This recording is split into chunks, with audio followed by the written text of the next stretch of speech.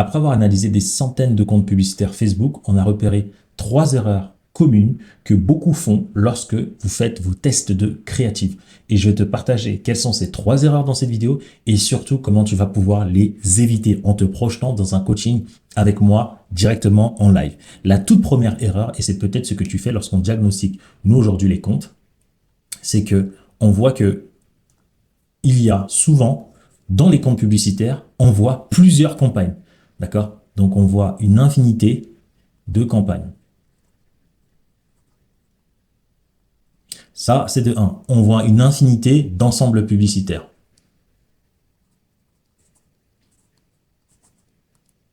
Et déjà, ça, c'est une grosse erreur. Mais peut-être que tu ne le sais pas, peut-être que c'est ce qu'on t'a appris, peut-être c'est ce qu'on t'a dit de faire, peut-être que ça a fonctionné pour toi pendant un moment. Mais si tu regardes cette vidéo aujourd'hui, c'est que tu vois bien qu'il y a un truc qui cloche. Peut-être que tu as délégué l'ensemble de tes publicités et tu te poses la question, mais pourquoi? Pourquoi?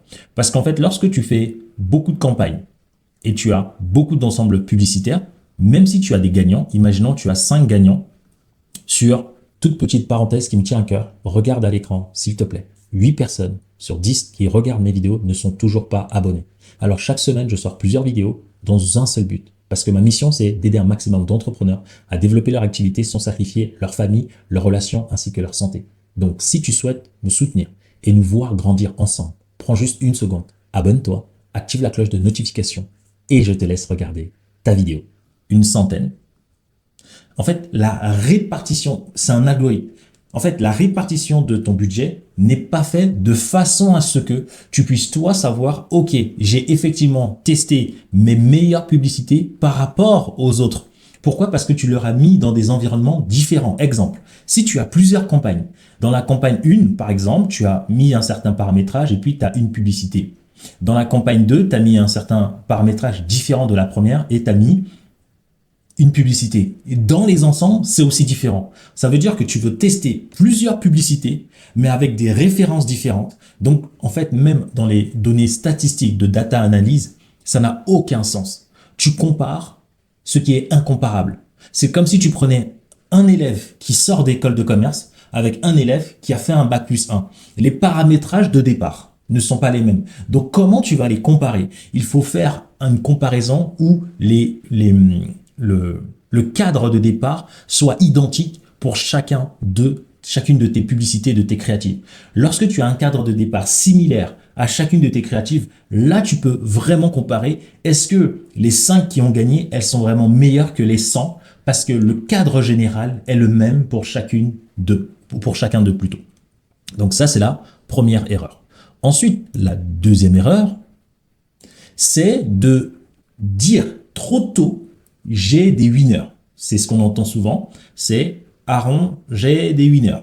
Donc, les entreprises tournent avec les winners, ça fonctionne, mais dès lors, je répète, tu veux augmenter le budget, ça casse. Ou dès que tu augmentes le budget, tu es obligé de faire exactement ce que les agences font, beaucoup de campagnes, beaucoup d'ensembles, beaucoup de tests. Au lieu que ce soit digeste, simple, tu viens sur ton compte publicitaire et c'est une usine à gaz. Ok. Le winner trop tôt, ça veut dire tout simplement quoi?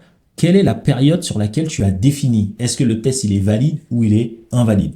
Dans un second temps, lorsque tu as la période, est-ce que tu as fait suffisamment de tests dans cette période pour pouvoir prendre une décision qui est éclairée? Très souvent, c'est non. Donc nous, c'est les questions simples. Tu as plusieurs campagnes, on va voir quel est le cadre général qui fait que tu testes tes créatives gagnantes, qui fait que derrière tu dis celles-ci elles ont gagné. Nous on va te demander mais c'est par rapport à quoi comme cadre général? Est-ce que tous tes gagnants ont eu le même cadre de référence? Si la réponse elle est non, ça veut dire que tu as encore beaucoup à aller perfectionner et améliorer pour changer cela et diminuer l'ensemble de toutes tes campagnes. Et je vais te le dire dans la solution dans quelques instants. En deux, lorsque tu dis j'ai un winner, il a fonctionné, super, ton winner, il t'a aidé. Derrière, tu fais que des publicités avec ces winners. C'est bien, mais dès lors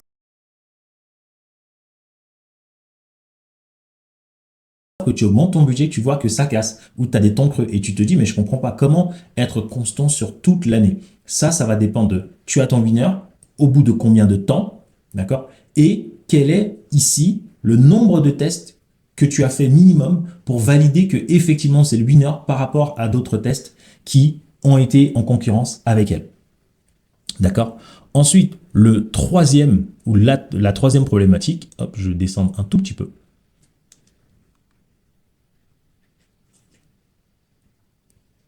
C'est l'impact global d'une publicité gagnante. Et ça, je te l'ai déjà dit dans plusieurs vidéos. C'est aujourd'hui, en fait, quand tu as une publicité qui gagne, avec plein de campagnes, avec des winners trop tôt, l'impact ici, tu ne sais pas si cet impact-là va t'aider dans le futur. Ça veut tout simplement dire que l'impact de tes winners peuvent être cannibalisants. Ça veut tout simplement dire que tu as trouvé des winners qui ont empêché d'autres winners de s'en sortir en fait.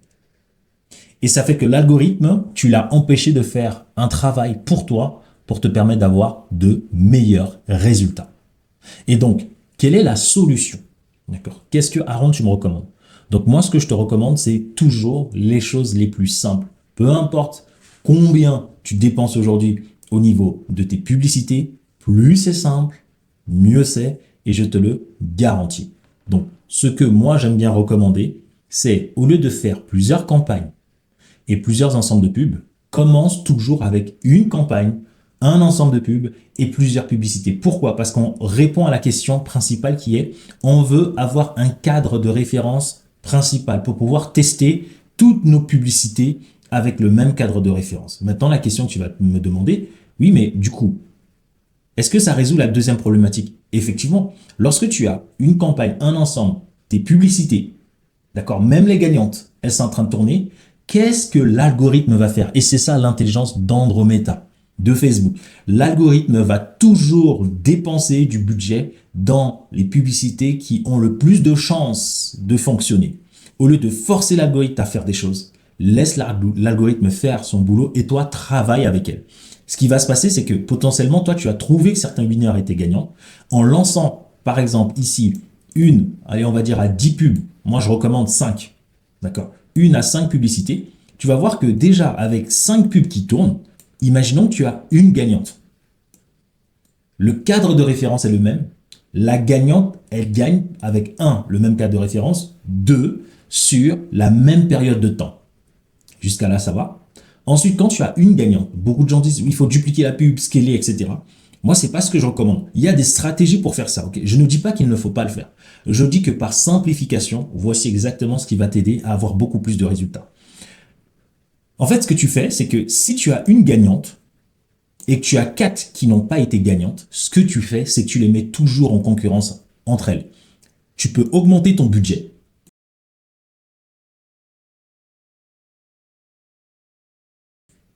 Mais tu vas rajouter d'autres créatives par rapport à cette gagnante. Si cette gagnante, malgré le fait que tu rajoutes de nouvelles créatives, de nouveaux angles, gagne toujours et encore, ça veut simplement dire que c'est la meilleure. Et ça, c'est pas toi qui vas insister dessus, c'est l'algorithme qui va te le prouver.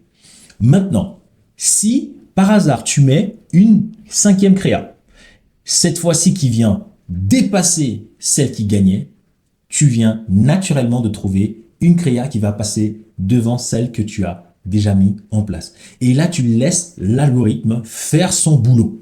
Et donc, plus tu vas augmenter le budget, plus tu vas voir que parfois, il va dépenser sur un gagnant. Tu vas avoir une deuxième publicité, il va dépenser sur 2 gagnants, ensuite 3 gagnants. Et donc, à chaque fois que tu vas tester, tu vas voir, est-ce qu'arrive à un certain moment, il arrête de diffuser sur l'un des gagnants et il diffuse sur d'autres gagnants ou il diffuse toujours sur ceux qui gagnent. Et donc là, tu peux avoir une seule campagne, un ensemble des publicités qui sont claires, qui ne se cannibalisent pas, mais qui travaillent entre eux pour aller te rapporter un maximum de résultats. Ça te demande moins de travail, moins de prise de tête. J'ai fait une vidéo précédente où je te partage quelles sont les métriques à vérifier.